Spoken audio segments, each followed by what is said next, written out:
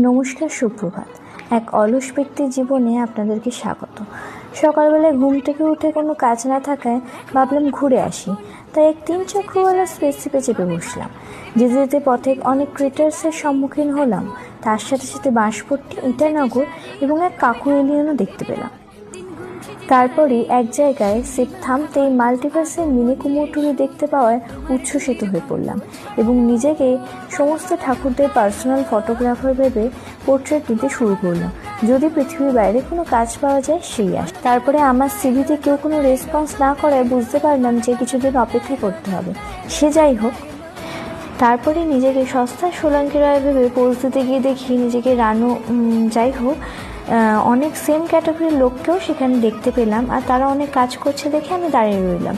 তারপরে এক অচেনা লোককে ধাক্কা দিয়ে এক দাদু এলিয়েন আর মা দুর্গাকে গাইড হিসেবে নিয়ে ফিরে পড়লাম জেল স্পেসিফিক